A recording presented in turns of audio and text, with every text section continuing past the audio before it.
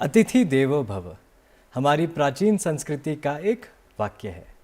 इस वाक्य का अर्थ होता है, अगर शाब्दिक अर्थ की हम बात करें तो अतिथि यानी मेहमान देवता समान है, भगवान समान है। देवभूमि हिमाचल की अगर हम बात करें तो हिमाचल में कई ऐसी जगहें हैं जिससे कि पर्यटन यहाँ देखने आते हैं। आप शिमला की बात करें, आप मनाली की बात करें, आप बात करें चैल की, नारकंडा की, उसी प्रकार मिनी स्विट्ज़रलैंड भी हमारे पास अपने राज्य में ही है, खजियार के नाम से, जिसे देखने के लिए लाखों की तादाद में पर्यटक यहाँ आते हैं। नमस्कार, मेरा नाम है सुफल कौशल और आज हम चर्चा कर रहे हैं मंजिल कार्यक्रम में। जैसे कि दर्शकों आप जानते ही होंगे कि मंजिल में हम बात करते हैं कुछ ऐसी इन्फॉर्मेशन की, कुछ ऐसी टिप्स की, जिससे कि हम आपकी मदद कर सकें एक सही राह, एक सही करियर चुनने में। और आज का विषय आप जान ही चुके होंगे। आज का जो हमारा विषय है वो है होटल प्रबंधन और पर्यटन से रिलेटेड, जिसके लिए हमारे साथ एक्सपर्ट हैं कीर्तिपुरी जी। कीर्तिपुरी जी, आपका इस शो में बहुत बहुत स्वागत और अभिनंदन। कीर्तिपुरी जी, आप हैं HOD IHM कुफरी में। तो कीर्तिपुरी जी, अगर थोड़ा सा मैं आपके बारे में कुछ बता सकूं तो 23 साल लगभग आपने IHM कुफरी को दिए हैं। उससे पहले भी आपने कई वर्ष भारत की एक जानी मानी 5 सितारा लग्जरी होटल चेन में आपने कार्य किया है। तो कैसा आपका ये सफ़र रहा? एक छोटे से शहर से आप गईं और एक बड़ी मंजिल की ओर। तो थोड़ा अगर आप हमारे दर्शकों को बता सकें प्लीज़। थैंक यू सुफल जी, बहुत अच्छा लग रहा है मुझे आपके साथ बात करते हुए। तो मैं ये बताना चाहूँगी कि आपको कि मैं बहुत शुक्रगुज़ार हूँ कि जो भी मेरी पढ़ाई लिखाई हुई, जो भी शिक्षक मुझे मिले, सबसे अच्छे संस्थान हमेशा मिले। तो शिमला छोटा शहर ज़रूर है, लेकिन यहाँ शिक्षा बहुत अच्छी है। तो convent of Jesus and Mary से पढ़कर सेंट बीड्स में कुछ साल बिताकर मैं दिल्ली गई होटल मैनेजमेंट की शिक्षा लेने, और उस समय में इतना प्रचलित नहीं था, तो साथ में प्राइवेटली ग्रेजुएशन भी कर रही थी। ना प्रचलित था, ना उस टाइम टेक्नोलॉजी नहीं थी। हाँ, बहुत लिमिटेड सोर्स थे जहाँ से आप इंफॉर्मेशन जो है वो गैदर कर सकें। ना मोबाइल होते थे, बिल्कुल सिर्फ टीवी और रेडियो के माध्यम से या न्यूज़पेपर के माध्यम से। इनफैक्ट उस समय हम फॉर्म भी न्यूज़पेपर से कट करके भरते थे। तो कटिंग देखकर मैंने अप्लाई किया, तो किस्मत बहुत अच्छी थी, मुझे दिल्ली मिला। दिल्ली में पढ़ने गई और वहाँ जाकर 3 साल करने के बाद बहुत अच्छे एक hotel chain east India hotels, Oberoi hotels के नाम से जो जाना जाता है, वहाँ के आगे मैंने मैनेजमेंट ट्रेनिंग प्रोग्राम किया। उसके अंतर्गत बहुत जगह काम किया, दिल्ली में किया, आगरा में किया, भुवनेश्वर में, और फिर पहुँच गए मुंबई, माया नगरी मुंबई। हाँ, माया नगरी मुंबई भी बहुत भाई, लेकिन घर की भी बहुत याद आई जी। तो जब शिमला में इंस्टीट्यूट में कुछ पोस्ट निकली तो मुझे लगा कि घर आने का इससे बेहतर अवसर नहीं मिलेगा, तो हम वापस घर आए और अब पिछले 23 साल से इस इंस्टीट्यूट में मैं पढ़ा रही हूँ। आप वापस शिमला आ गई जहाँ हाँ, से आपकी और बहुत मुझे गर्व है इस बात पे कि शिमला में इतने बढ़िया इंस्टीट्यूट में हम काम कर रहे हैं, और बहुत ज़बरदस्त जो है, मुझे लगता है कि हम कंट्रीब्यूशन दे सकते हैं इस देश के विकास को। अगर बात करें आपके इंस्टीट्यूशन की, IHM institute of hotel management Shimla के नाम से ये प्रसिद्ध है, तो IHM शिमला, IHM ये है क्या? क्या आप पढ़ाते हैं वहाँ पे? क्या आपके कोर्सेज होते हैं? थोड़ा सा विस्तार में अगर आप हमें बता पाएँ तो बहुत अच्छा होगा। IHM शिमला तो वैसे छोटे में कहते हैं, वैसे ये जो है होटल प्रबंधन और पोषाहार का संस्थान है। तो ये जो संस्थान है, ये इसके 22 साल हो गए हैं इसको इस्टेब्लिश हुए। बहुत 1984 में ये शुरू हुआ था, लेकिन उस समय फूड क्राफ्ट इंस्टीट्यूट था जी। और 1996 में हमें अपग्रेड किया गया इनटू एन IHM। तो IHM जो है वो एक हमें अलग अलग कोर्सेज ऑफ़र करता है हॉस्पिटैलिटी की फील्ड में। सबसे जो हमारा बड़ा कोर्स है वो है BSc इन हॉस्पिटैलिटी, और ये 3 साल का कोर्स है। और उसके अलावा अब हमने एक MSc भी शुरू की है, जो कि 2 साल का कोर्स है जी।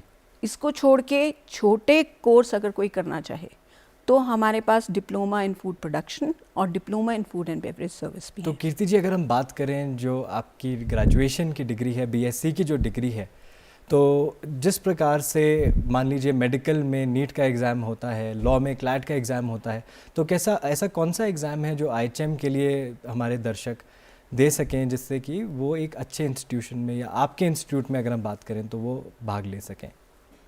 ये जो बहुत अच्छा समय है ये सवाल पूछने के लिए एक्चुअली, क्योंकि जनवरी में ही हमारे जो फॉर्म्स हैं वो निकल कर आते हैं। एक जॉइंट एंट्रेंस टेस्ट होता है जिसको करवाते हैं national council for hotel management. तो इसके जो फॉर्म्स होंगे वो सोशल मीडिया पे, न्यूज़पेपर्स में, हर जगह निकाले जाएंगे और कोई भी छात्र जो 12वीं कक्षा की परीक्षा दे रहा है जिसका रिज़ल्ट आ जाएगा बाद में, वो इसमें अपीयर कर सकता है।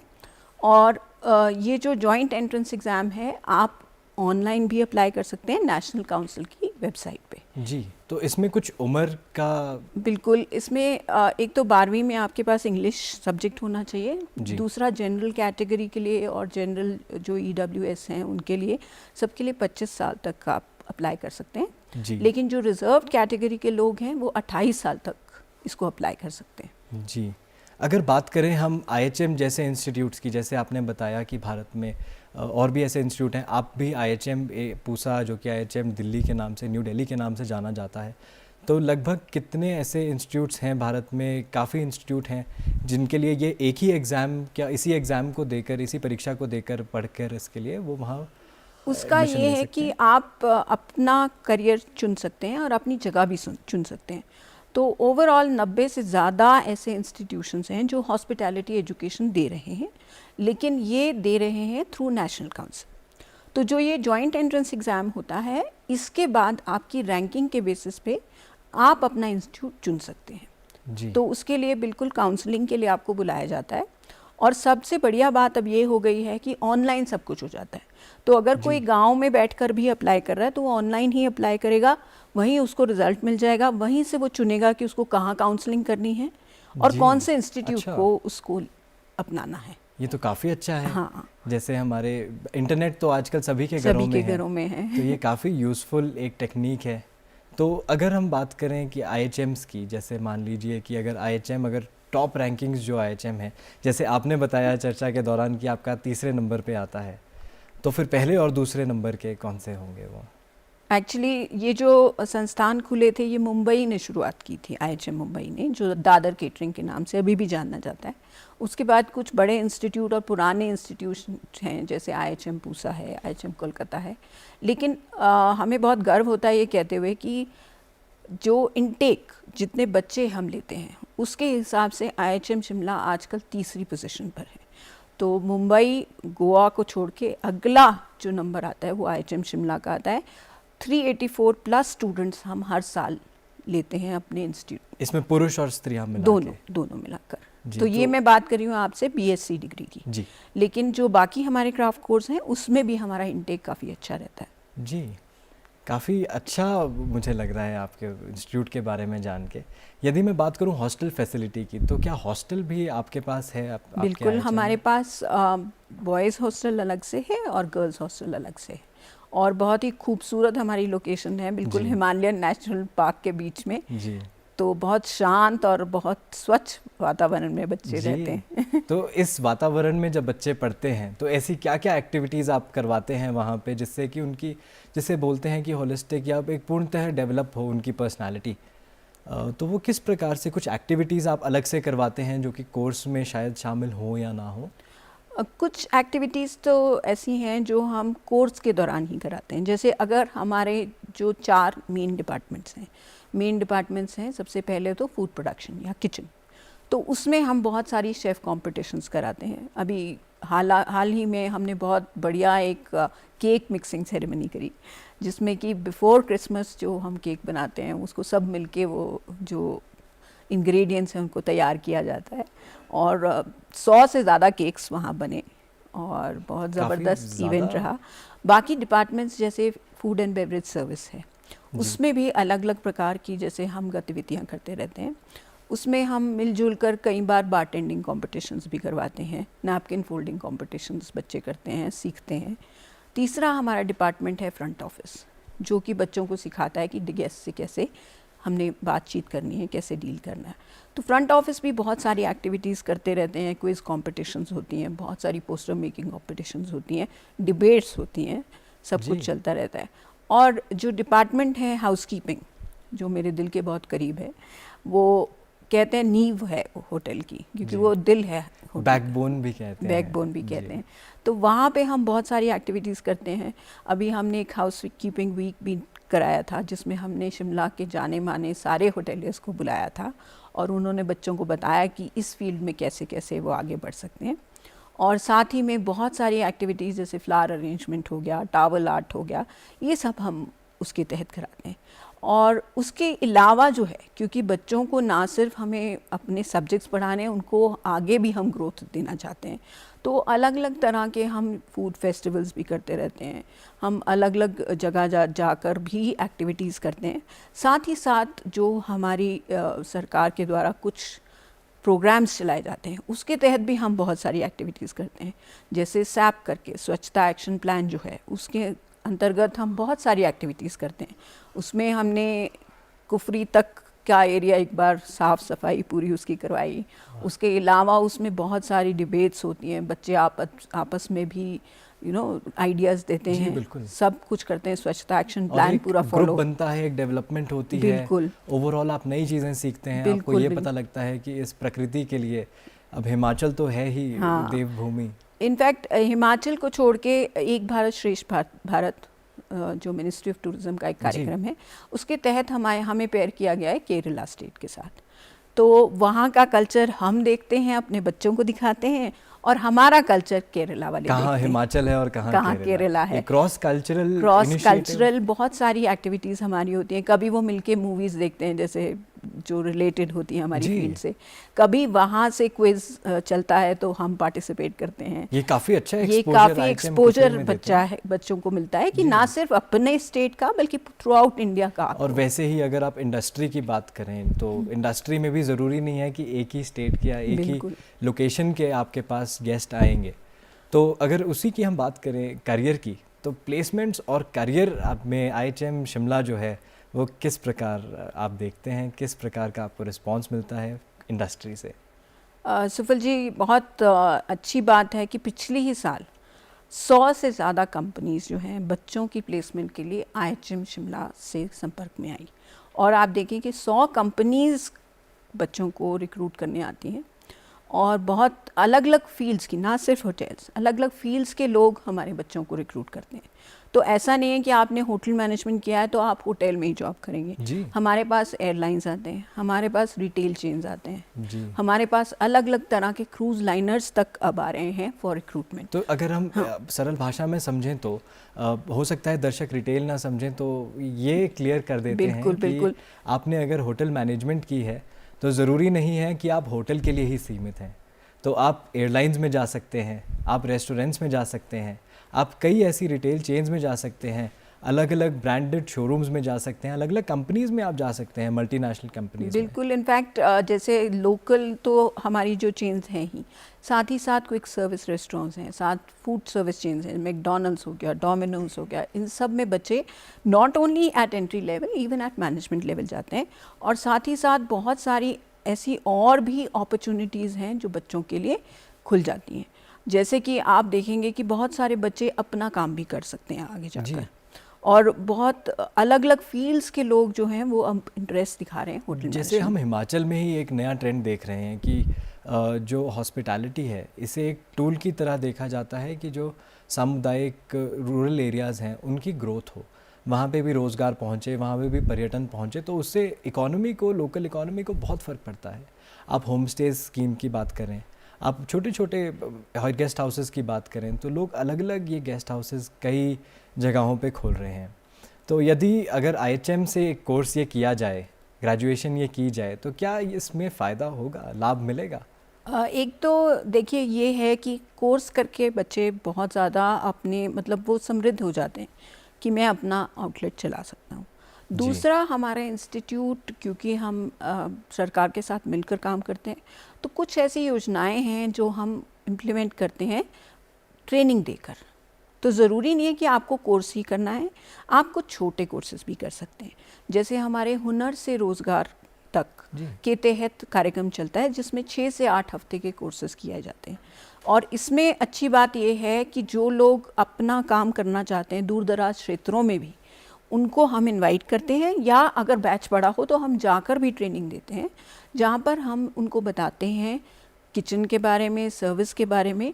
और ऐसे जो जितने भी लोग हमारे पास कैंडिडेट्स आते हैं, सरकार की ओर से उनको 2,000 रुपये स्टाइपेंड भी दिया जाता है, यूनिफॉर्म भी दी जाती है, उनके खाने पीने का भी ध्यान रखा जाता है। और साथ ही साथ जो लोग अपना चला रहे हैं छोटा सा, अगर उनका कोई छोटा सा चाय का दुकान है या कुछ है, उसको हम स्किल डेवलपमेंट के अंडर हम ट्रेनिंग देते हैं। तो वो 1 हफ्ते का कोर्स होता है, 6 दिवसीय कोर्स होता है। तो वो सर्टिफिकेशन की तरह होता है? बिल्कुल, उसमें दोनों कोर्सेज में सर्टिफिकेट आपको मिलेगा। तो यदि मान लीजिए कि एक नॉन बैकग्राउंड का किसी ने ग्रेजुएशन नहीं की है और वो हुनर से रोज़गार या स्किल डेवलपमेंट की तरफ से वो आना चाहता है, सिर्फ एक सर्टिफिकेट प्राप्त करना चाहता है या कुछ नॉलेज प्राप्त करना चाहता है जिससे कि वो अपने आप को, अपने काम को अच्छे से मैनेज कर सके, तो इसके लिए कीर्ति जी क्या स्टेप्स रहेंगे? क्या उसे आपके कॉलेज में आना पड़ेगा, इंस्टीट्यूट में आना पड़ेगा? एक तो हम एडवर्टाइज़ करते रहते हैं फ्रॉम टाइम टू टाइम। जैसे ही हमारे को सेंट्रल गवर्नमेंट से इंस्ट्रक्शंस आ जाती हैं कि अब आप कोर्स कर सकते हैं, तो हमें टारगेट्स दिए जाते हैं जो कि 100 से लेकर 300 पर ईयर भी हो सकता है। तो ये जब हम इनवाइट करते हैं इन लोगों को, तो ये आकर हमारे इंस्टीट्यूट में एनरोल कर सकते हैं। उसके लिए ज़रूरत ये है कि 8वीं पास होना चाहिए जी, और 18 साल से ऊपर होना चाहिए। तो स्किल टेस्टिंग के लिए ये ज़रूरी है कि उनका अपना कोई आउटलेट या कुछ होना चाहिए। जी, मतलब ग्रेजुएशन में हमने ये बात की चर्चा की कि 12वीं के बाद वो होता है, और हुनर से रोज़गार यदि कोई दर्शक जो हैं वो करना चाहते हैं तो वो 8वीं के बाद बिल्कुल वो इसे कर सकते हैं। बिल्कुल कर यदि कोई ऐसा कोर्स हो, क्या आप फ्रीलांसिंग गाइडेंस भी प्रोवाइड करते हैं लोगों को कि कोई अपना कुछ स्टार्ट करना चाह रहा है, अपना मान लीजिए एक छोटा सा रिजॉर्ट, एक छोटा सा होटल अपना शुरू करना चाह रहा है, तो उसके लिए अगर वो आपके इंस्टीट्यूट में आए, वो आपसे पूछे कि कैसे हम ये शुरू करें, कैसे हम इसको आगे बढ़ाएं? बिल्कुल, तो हमारे जितने भी फैकल्टी हैं सब वेल क्वालिफाइड हैं और उन्होंने बड़े बड़े होटल्स में भी काम किया हुआ है और सालों का उनको एक्सपीरियंस है। तो कंसल्टेंसी प्रोवाइड करना भी हमारा एक उद्देश्य है जो हम उनको दे सकते हैं। और सबसे बढ़िया बात ये है कि हमारे जो बच्चे इंस्टीट्यूट से पास आउट होते हैं, बहुत सारे बच्चे ऐसे कंसल्टेशन ले लेते हैं, मतलब they become consultants for hoteliers and startup operations. तो इस फील्ड में बहुत सारे लोग ऐसे हैं जिन्होंने मतलब इंटीरियर डिज़ाइन में अपना नाम बनाया है या नई कंस्ट्रक्शंस में वो हेल्प। ये सारे आपके कॉलेज के एलुमनाई हैं, यानी कि पास आउट हो चुके हैं? बिल्कुल। तो कुछ ऐसे फेमस या जो बच्चे आपको याद हों, आपने उनको पढ़ाया हो और वो कहीं अच्छी जगह भी हों? हमारी तो यही दुआ रहती है कि जो बच्चे हमारे इंस्टीट्यूट में पढ़ें, 3 साल हमारे साथ रहें, वो अच्छी ही जगह पर जाएं जी। और लेकिन कुछ ऐसा होता है कि कुछ लोग बहुत नाम कमा लेते हैं, कुछ शायद नाम कमाते हैं तो भी गुमनाम हो जाते हैं। लेकिन हमारे इंस्टीट्यूट के कुछ बच्चे ऐसे हैं जिनका मैं अभी आपको जिक्र करना चाहूँगी कि जैसे फेयरमाउंट जयपुर के जो जनरल मैनेजर हैं वो हमारे इंस्टीट्यूट से पास आउट। काफ़ी बड़ी चेन है, काफ़ी बड़ी चेन है। और बहुत सारे हमारे बच्चे जो हैं, इनफैक्ट एक रॉबिन बत्रा हैं, वो बैंगलोर में ओबरॉय होटल के एग्जीक्यूटिव शेफ़ के रूप पे काम कर रहे हैं जी। एक हमारे इंस्टीट्यूट से पास आउट हैं, वो हाउसकीपिंग में अपना बहुत नाम उन्होंने कमाया। He is the youngest housekeeper in India. Bharat में सबसे भारत यंग में आईटीसी होटल्स में ही हाउसकीपिंग के मैनेजर हैं। साथ ही साथ बहुत सारे ऐसे नाम हैं जो कि बहुत विख्यात हैं और हम जानते हैं उनके बारे में और हमें बहुत गर्व होता है उनके बारे में। हमारे एक स्टूडेंट हैं जो हिमाचल से ही हैं, उनका नाम है अश्विनी रांगटा। वो यूके में उन्होंने बहुत नाम कमाया है। उन्होंने अपने करियर की शुरुआत की थी मिसेस आशा भोसले के रेस्टोरेंट की ओपनिंग करके, और अब वो गपशप के नाम से अपने रेस्टोरेंट्स यूके में रन कर रहे हैं। तो ये कुछ नाम हैं जो शायद अभी मुझे याद आ रहे हैं, लेकिन बहुत सारे सितारे हैं आसमान में और यही मुझे लगता है कि हम लोगों को इंस्पायर करता है कि हम उनको बेस्ट इनपुट्स दें। जी, नहीं बहुत अच्छा। जी, बात करें अगर हम हिमाचल की, थोड़ा सा वापस आए हिमाचल में, तो अगर हिमाचल में हम देख रहे हैं कि अब काफ़ी एडवेंचर रिजॉर्ट्स खुल रहे हैं, योगा रिट्रीट्स खुल रहे हैं, वेलनेस सेंटर्स खुल रहे हैं, आप नाम लीजिए, बुटीक होटल्स खुल रहे हैं, इतनी चीज़ें यहाँ पे खुल रही हैं। तो लोगों के पास जो हिमाचल के बच्चे हैं, कितना अवसर यहाँ पे है हिमाचल में? मुझे लगता है ये तो सही समय पे सही जगह पे होने वाली बात है, क्योंकि हिमाचल का जो टूरिज़्म है पोस्ट कोविड बहुत ज़्यादा ग्रो कर रहा है, जो कि आजकल कॉन्सेप्ट चल रहा है कि लोग मतलब रिवेंज टूरिज़्म में हैं। तो उसी को चलते बहुत सारे होटल्स खुल रहे हैं। इनफैक्ट शिमला और उसके आसपास ही 100 से ज़्यादा प्रॉपर्टीज़ जो खुल रही हैं, और ये प्रॉपर्टीज़ ना सिर्फ छोटे मोटे होटल्स की हैं, बहुत बड़ी बड़ी होटल चेन्स जो हैं वो शिमला में अब आ चुकी हैं। मान लीजिए ग्लोबल चेन्स, ग्लोबल चेन्स हैं, बिल्कुल। ओबरॉयज तो यहाँ पहले से ही इनकी काफ़ी प्रेजेंस है, रेडिसन की बहुत अच्छी प्रेजेंस है, ताज ग्रुप अब आ गया है। इनफैक्ट अभी खबर ये है कि बहुत बड़े इवेंट्स ये लोग होस्ट करने वाले हैं, तो we are also looking forward to कि कुछ बड़ी एक्टिविटी शिमला में होने वाली है। Hyatt hotels are opening up, तो खबर तो ये भी हम चाह रहे हैं और कोशिश है कि शायद G20 समिट के भी कुछ इवेंट्स भी शिमला में आएंगे। तो मुझे लगता है कि बच्चों के लिए बहुत स्वर्णीय ये एक वो है अवसर है, क्योंकि देखिए जो बच्चा यहाँ ज्वाइन करेगा, अगर वो करियर प्रोग्रेशन के लिए मूव भी करना चाहेगा तो उसके पास बहुत सारी ऑप्शंस हैं कि वो एक होटल से डेवलप करके फिर अपना स्किल्स दूसरी करियर बना के कुछ चीज़ें सीख के वो आगे अपने करियर में इम्प्लीमेंट कर सकता है। क्योंकि कई लोगों को ये लगता है कि नहीं, आपने होटल मैनेजमेंट किया या कोई भी ग्रेजुएशन की तो आपको शिमला से बाहर जाना पड़ेगा। मुझे लगता नहीं कि हॉस्पिटैलिटी में वो जरूरी। आर्मी में भी मैंने देखा है काफ़ी लोग जाते हैं जिन्होंने होटल मैनेजमेंट की होती है। इनफैक्ट आर्मी का एक केटरिंग विंग है जहाँ वो प्रेफर करते हैं कि वो हॉस्पिटैलिटी ग्रेजुएट्स को लें। और बहुत बार ऐसा भी देखा गया है कि आर्मी के जो ऑफिसर्स हैं उन्होंने हमारी बहुत मदद की है, जो आकर हमारे बच्चों को ट्रेन करते हैं कि आपने कैसे अपने एग्ज़ाम्स की तैयारी करनी है या फिज़िकल की तैयारी करनी है, तो वो हमें गाइड करते हैं। और हमारे बच्चे काफ़ी सारे हैं जो आर्मी में भी एनरोल हो चुके हैं। जी, तो जैसे पढ़ाई की अगर हम बात करें कि उसके बाद आपको कोई एग्ज़ाम देना हो, BSc के बाद आपको MSc करनी हो, तो वो भी क्या पॉसिबल है होटल मैनेजमेंट में? बिल्कुल बिल्कुल। जो लोग कई बार ऐसा होता है कि बच्चे का इंटरेस्ट पढ़ाई में ज़्यादा है या वो पढ़ाना चाहते हैं, तो उसके लिए पहले तो आप एक एंट्रेंस टेस्ट देंगे और BSc के बाद आप MSc में एनरोल करेंगे, जो कि 2 साल का कोर्स है। जी। MSc करने के बाद उसके बाद एक टीचर्स एंट्रेंस एग्ज़ाम होता है जिसको टेट के नाम से भी जाना जाता है, और इसको पास करने के बाद जो है आप अलग अलग इंस्टीट्यूट्स में भी एज अ फैकल्टी ज्वाइन कर सकते हैं। तो इससे पहले कि जैसे कि आपने बताया कि MSc कर ली, उसके बाद आप टेट का एग्ज़ाम, TET एग्ज़ाम देके आप एक टीचर बन सकते हैं। बिल्कुल। तो क्या उसमें एक एक्सपीरियंस भी ज़रूरी है? मान लीजिए कोई छात्र है जो अभी ग्रेजुएशन के फाइनल वर्ष में है, वो अभी कंप्लीट करने के बाद वो सोचे कि मुझे इंडस्ट्री में काम नहीं करना है, वो चाहता है कि मुझे आगे MSc का कोर्स करना है, तो क्या वो कर सकता है बिना एक्सपीरियंस के? वो कर सकते हैं, लेकिन ये है कि क्योंकि हमारे कोर्स के बीच में ही हम 4 महीने की ट्रेनिंग ऑन द जॉब बच्चे को देते हैं, जो कि इंडस्ट्रियल ट्रेनिंग एक्सपोजर कहलाती है। जी। तो बच्चे ने इंडस्ट्री तो देखी ही है, वो स्किल्स उन्होंने ली है, तो इसलिए उसके बाद वो डायरेक्टली अप्लाई कर सकता है, लेकिन MSc करना ज़रूरी है। MSc करना ज़रूरी है। MSc के बाद फिर एग्ज़ाम देकर वो फैकल्टी बन सकते हैं। बिल्कुल बन सकते हैं। तो कीर्ति जी, जैसे आपने बताया था स्टार्टिंग में कि न्यूट्रिशन भी एक टॉपिक है, जब आपके पास अफिलिएशन है उस चीज़ की, सर्टिफिकेशन होती है क्या आपके इंस्टीट्यूट में उसकी?